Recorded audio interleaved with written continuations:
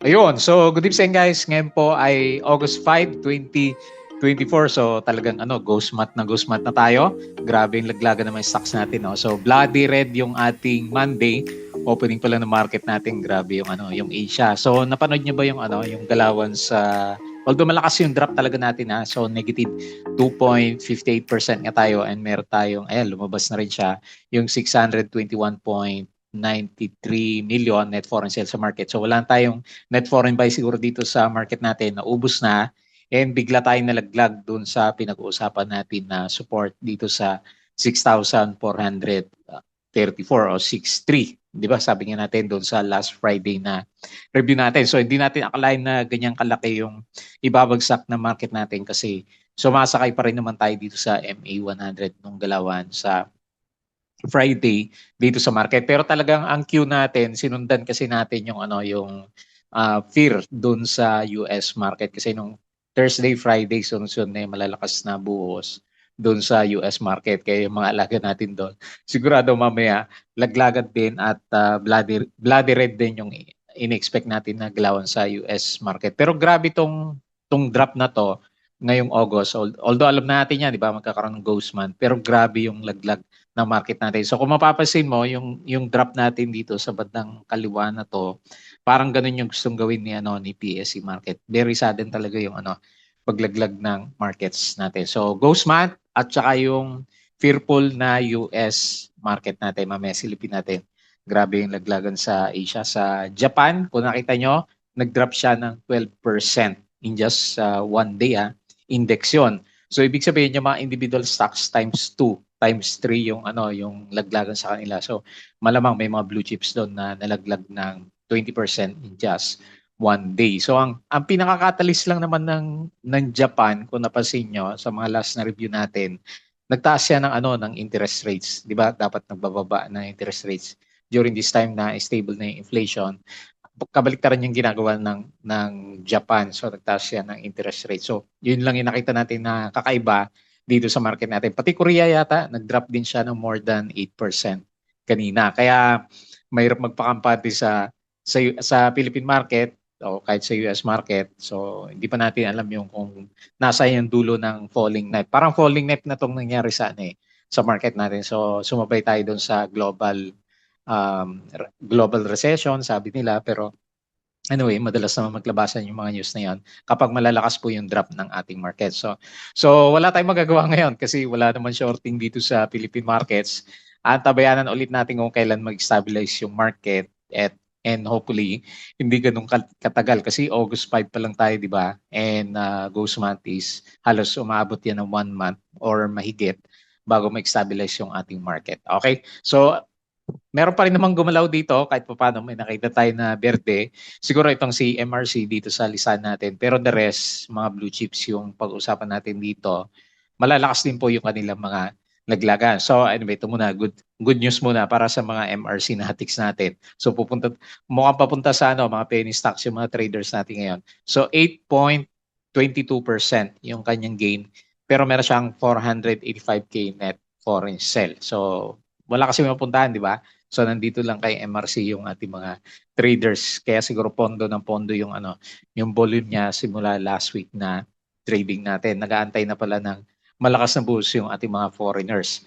And then si ASEAN natin, so nag-gap down, marami nag-gap down sa mga stocks natin. Nag-drop po siya ng 4.61%. Meron siyang 48.33 million net foreign sell itong si ASEAN. GGS, so nag-breakdown na rin sa support, negative 5.4%. Meron siyang 6.87 million net foreign buy.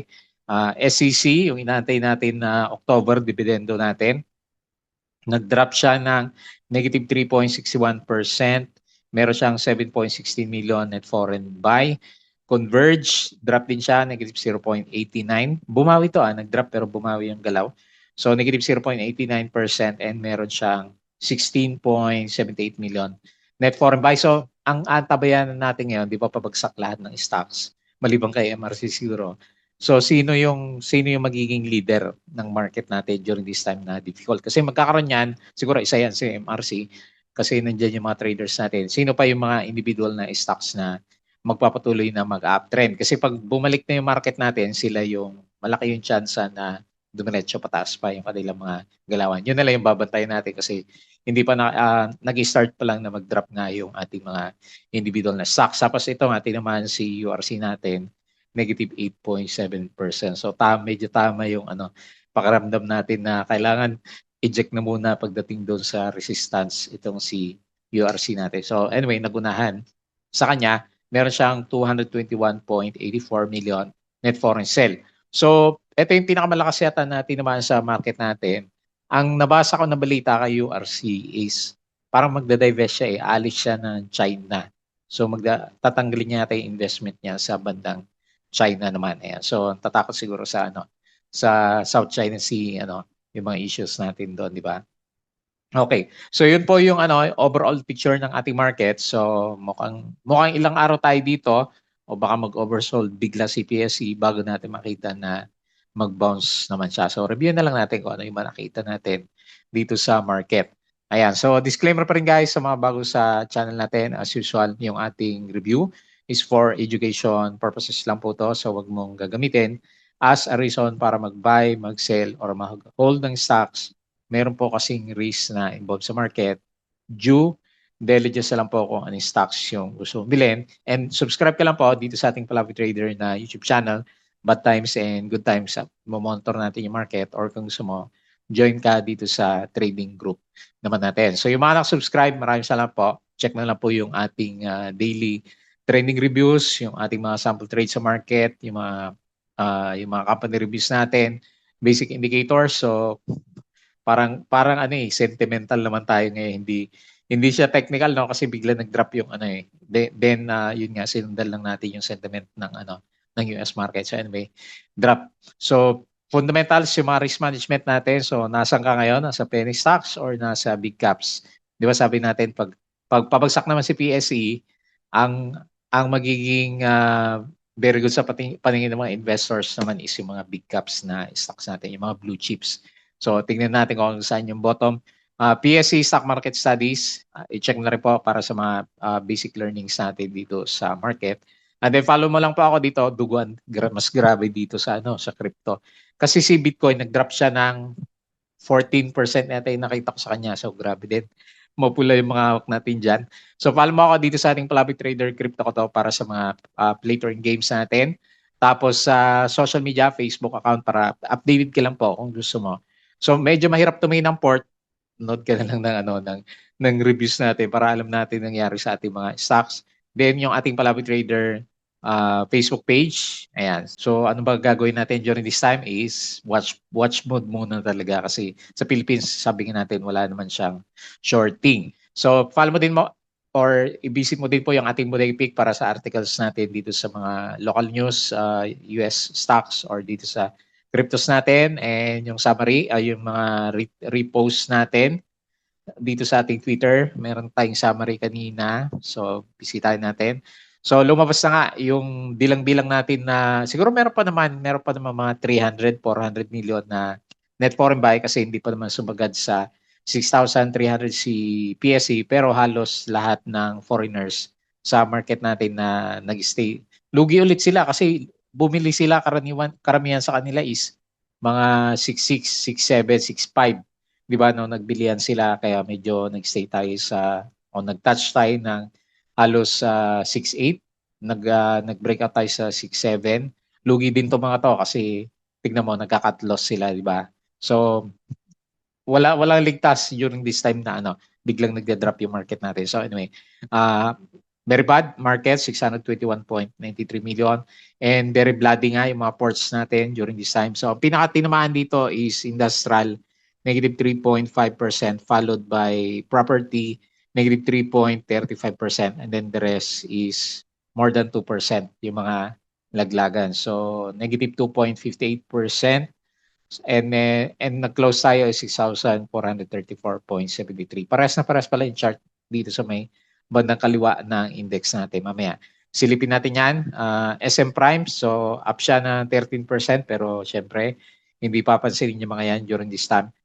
Foreign funds sold, BDO, Metrobank, Security Bank, ACN, AP, FGen, DNL, MI, GSM, Aboitiz, AGI, DMC, JT Cap, Ali, OLHC, REITs, binenta na lahat ng REITs, Cebu, ICT at saka si STI.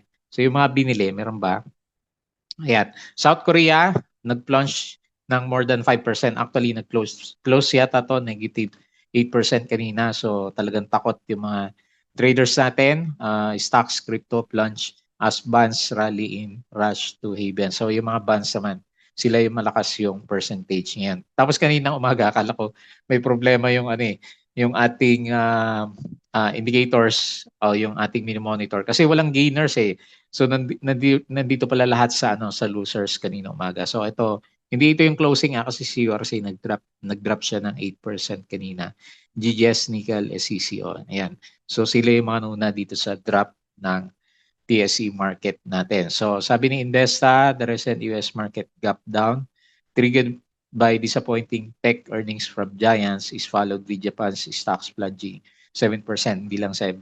12% nga siya and the Asia Pacific markets following suit. Ayan. So anyway, takutan ngayon dito sa markets naman natin. So property yung nauna kanina na nag-drop. May mga balita pa ba tayo? Did the Fed wait too long to pivot? Kasi ang ginawa ng Fed, so hindi siya kasi usapan August, di ba, magre-rate cuts. Hindi naman natuloy. So ang sabi is sa September, tama, September pa. So baka September pa yung rebound ng market natin, hindi natin alam, di ba? So Globe and MUFG investment in Mint boost GCash capabilities. BPI is on track to achieve its financial target. Mercado Barkada, that valuation is amazing kay GCash. ASEAN is interested in the fourth round of the green energy auction. URC, ito yung news natin, no? Is exiting China at focus on higher growth markets. Ayan, so ang tatakot din siguro to dun sa mga bangayan sa West Philippine Sea, di ba? Alson's Power will start commercial operations on 5.5 billion Sigil Hydropower Plant in Sarangani next month. As of today, 1,280 days since APL first told the investing public that the MB Siphon 1 was in place and ready to begin commercial operations. Ewan ko kung nagsinungaling si APL natin dyan. Nawala na siya bigla sa mga balita. Mukhang hinipe lang. SEC reported a net income down by 40%. So, may mga negative earnings pa tayo. MEG partners with the farm at San Benito Wellness for development of, ayun, may project siya. 12 billion Wellness Township in Lipa City, Batangas naman. Tapos, ito yung Friday yata to, no? US stocks, futures, tumble in Sunday, night trade, DIX, ticks higher amid ongoing market turmoil. So, anyway, sa akin lang naman parang ghost month eh. Kaya lang, sobrang lakas nga, kagaya ng nangyari doon sa bandang Japan natin. Okay? So, patalastas ulit. Ayan, August na po. So, yung mga gustong sumali dito sa market natin, kung gusto mo ng guide during this time na medyo mahirap talaga sa market. So, sobrang hirap sa mga traders na kagaya natin. Taggutom tayo ngayon. So, kung gusto mo ng guide, sali ka lang po dito sa ating Palaboy Trader na Patreon channel naman. Check na lang po yung mga nakalagay dyan na requirements. Ayan.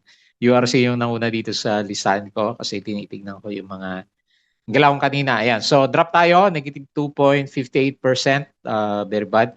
Yung markets natin, 621.93 million. Net foreign sale nga po tayo. So, halos maubos na. So, mga 300, 400 million na lang yung foreigners sa market. So, yun yung hawak dito.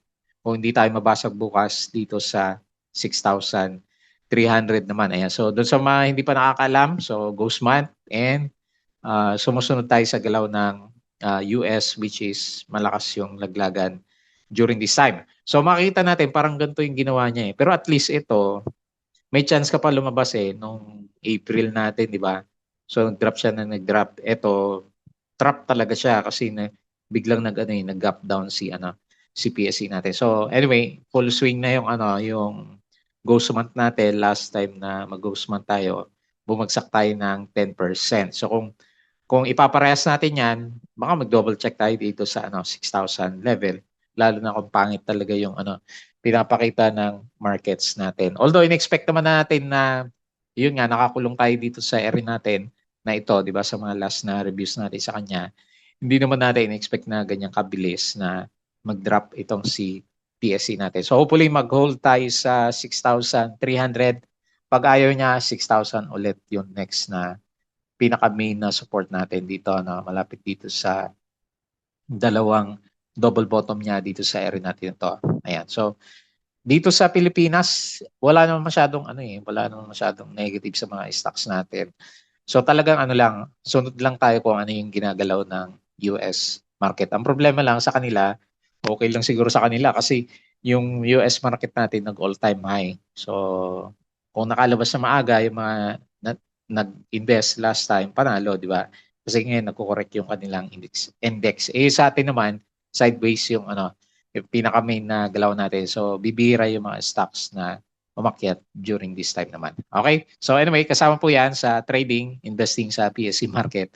Talagang may times na ganito, may mga black swan yung markets natin. So nauna sa drop, it's si URC 8%. Yan. So ito yung usapan natin mamaya pag-usapan. BDO 1.28%. So lahat drop. Metrobank 3.7. So check niyo lang kung meron kayong mga alaga dyan. Si Ali, alaga natin. Pa-drop, negative 2.6%. SMPH, nag-breakdown din. 4.45. So tingnan mo yung index nag-drop siya ng 2%. Pero yung mga individual na big caps, so times 2 yung mga laglagan. Aboitiz, -4. GGS, -5. Diba? Jollibee, -3%. So matataas sila. Converge, 0.89. Ito medyo lumaban siya. PLDT, -0.86. Sino pa? Globe, ilan to? -3.5. Wala yata tayo makita berde na big caps, CMRC lang. Ayan. So lahat is laglagan dito sa market natin. Okay? So punta tayo dito sa mga small caps. So MRC, yung panalo, laki ng volume niya. Nandito sila. 8.2%. Sino pa? Hanap tayo. BHI, nandito siya. 4.6%. Tayo may volume lang. Yung iba kasi walang volume . Tapos si FCG, hindi naman masyadong makiat. 1.49% and Aldi 0.77%. Yung mga laglagan, so nanguna sino ba? ATNB. Ayan, nag-gap down si ATNB. Saan na si ATNA natin. Si Now, nag-drop din siya 12%. TechW, -9%. Hindi maubos si TechW natin. Parang penny na siya, 0.007 na. Si Bell, -8.26%. ATN, meron po, lalim nito, -7.69. ANI, -6.9. Home, Double Dragon, -5.45. Cebu, -5%. So wala na. Laglag na yung mga stocks natin. So ang dami. Ang hirap basahin, no? Ang dami. ABA, -3.49. Robinson, -3.5. SCC, -3.6. Jollibee, -3.2. A-Reach, -2.89. Okay? So tama na. Puro mapula yung yung mga binabasa natin. So nakakaumay yung galawan ngayon. Okay, so tingin tayo dito. Dito exciting sa sa global markets. So ngayon pinapakita na US market mukhang malakas din yung drop mamaya. Ayan Yung mga alaga natin sa S&P is -3%. Dow Futures -2%, Nasdaq -4.6%. Panalo yung mga nag-shorting dito sa US market natin last week. So ito yung galawan nila last week, malalakas din. So more than halos 2% din yung average na laglagan. So dito naman sa bandang European markets, ayan. So more than 2%. Tapos dito sa Asia, ito nga, ang pinaka-tinamaan dito is grabe to, si Nikkei. Parang pandemic nga daw to Nangyari kay Nikkei natin, -12.4%. So the rest, ngayon lang natin nakita, di ba, na ganyan ulit yung mga markets natin. -3%, -4%, Korea, -8%, Taiwan, -8%. Yung mga tech stocks, sabi nga nila. So sila yung tinamaan dito sa mga galawan natin. So 4%. Grabe, no? Yung mga market. Nakakakita na naman tayong mga galawan 2020s dito sa market. Although opportunity, syempre kapag may buying power tayo, di ba? During this time na mahina yung markets naman natin. Okay, so punta tayo dito sa crypto. Okay, so Bitcoin below 50K as investors flee risk assets. Ayan, 50K. Nag-bounce na siguro to ng konti kasi below 50K pala siya. Ayan, sale na. Sale na yung mga cryptos ulit natin, 51. Ayan, pero laki ng drop. Oh. Ethereum, 20%. So maraming opportunity sa cryptos. Pero yung may BP, syempre, pag nandiyan ka sa market, ang laki na ipit ngayon nito mga cryptos natin. Ethereum minus 22%, BNB minus 17, Sol minus 18, XRP minus 17, si Dodge, yung mga highly tradable na cryptos, minus 22%, minus 19% yung mga meme coins natin. Shiba, ayan. Unahan sa paglabas sa markets. Ayan. Kailan kayo bounce? Ang ganda ng bounce sa mga to. Pag natuloy yung bounce neto, ayan. Kailangan natin ng BP para makabili tayo ng maraming cryptos. Kasi eventually magre-recover din naman, di ba? Ang tanong lang, kailan yung start ng recovery ng market. Okay? So, punta tayo dito sa PSE. Okay, so umpisa natin dito kay ACE-N. Walang puntahan yung mga ports natin ha. So, nag-gap down din siya kanina na. So medyo sinalo siya dito sa MA20 natin. Pero okay, so resistance natin yan. Kasi nag-gap down sa 5.19 and 4.87 yung current price. So hopefully na hindi ma-break itong range natin na to. Kasi ito yung magsasabi na bullish siya. Pag hindi, babalik din tayo dito sa sideways na pattern. Ang magiging next na support natin kapag nabasag natin yung current price niya or yung MA20 natin sa kanya is dito. Kasi babalik tayo dito sa trading range sa bandang ibaba, 4.6. So kailangan mag-hold tayo dito kung hindi dito tayo magtitingin sa kanya. Dito maraming magkakaroon ng support o maraming sigurong magbibilihan dyan sa area natin na yan. Okay, so very bad. Wala tayong masyadong ma-predict ngayon kasi yung buong market isa lang yung direction which is pababa nga po sila. So nag-drop siya 4.61% and meron tayong 48.33 million net foreign sales si ASEAN natin. Ayan. So anyway, wala naman negative news dito, di ba? So doon lang sa US market natin. Okay, next MRC. So ito yung panalo sa mga traders natin. Sino mga kasama niya? Hanap tayo ng kasama si BHI, no? Red Sea. Wala namang volume yung iba eh. Ayan, wala masyadong volume. Ito lang may volume dito. So meron siyang 24.62 million traded volume and meron siyang 485k net foreign sale. 8% up siya. So buhay na buhay si MRC natin. So wala kasing ibang pupuntahan, di ba? So ngayon, on the way na siya dito sa breakout sa 0.8. Pag nag-breakout tayo dyan, 0.96 yung next na pinaka-main na resistance natin. Hopefully mag-break siya dito sa area na to para ito yung titignan natin na next na tutuntungan niya kasi hindi pa naman siya masyadong oversold. Ayan. So, pero ito lang pag drop pa rin siguro si PSC, malamang ito pa rin yung pipitikin ng mga traders natin for tomorrow's trading na lang natin. Ayan. So, congrats na lang po yung meron kasi may volume talaga siya eh. So, nandito yung mga traders natin. Support-wise, so dito siguro sa 0.66. Ito yung previous na nagkaroon tayo ng breakout dito sa area natin na to. Okay? So yan lang muna. Bullish yung prediction natin kay MRC. Huwag lang siyang tamaan bukas. And GGS, next natin. So mabilis lang yung review natin kasi laglag yung mga stock. So talaga nag-resist na siya dito. Hindi niya kayang basagin yan. May ibang support pa ba? Kasi kung babagsak, parang pandemic din si GGS natin. So na pandemic tayo diyan. Mali yung nakuha natin na indicator. So hopefully hindi siya bumaba pero parang bababa siya dito sa 25.49. Yan po yung next na pinaka-support and nauntog tayo sa RSI 50 means bearish yung stocks natin. Nag-drop tayo ng 5.46% pero meron siyang konting kahit pa paano meron siyang 6.87 million net foreign buy. Ayan. So kailan kasi pag negative po rin si US market natin mamaya. So big chance mabutas ng mga support natin. Okay? Next, SEC. So ang abangan ko na lang dito yung dividendo natin ng October, di ba? Ayan So April pala to. Ito is October. So kailangan last month ng October pa. So anyway, yun lang abangan natin dito kay SEC pagdating sa technical analysis. broken din yung ano, yung support natin. Sayang, ascending triangle na.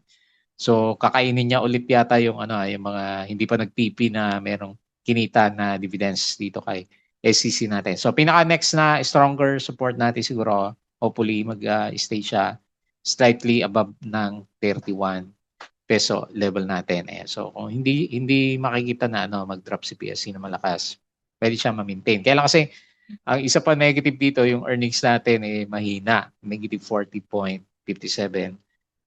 Okay po, next, Converge. Ayan, bilis lang yung review natin kasi wala laglagan yung mga stocks. Ito medyo lumaban si Converge. So ang tingnan na lang natin dito sa kanya, 'di ba? Naghahanap tayo ngayon. Sinong stock maliban kay MRC nga na magtutuloy yung uptrend during this time na pababa yung market natin. Kasi sila yung magiging tinatawag natin na leader, siyempre sa mga big caps, leader sa market kung sino mang stocks yun. So kung kaya niya i-maintain, bumalik dito sa sa MA20, may maganda patutunguhan si hopefully matuloy-tuloy na yung mga breakout niya dito sa 11.6. Pero pagbukas pa lang is lumagapak na tong si Converge natin.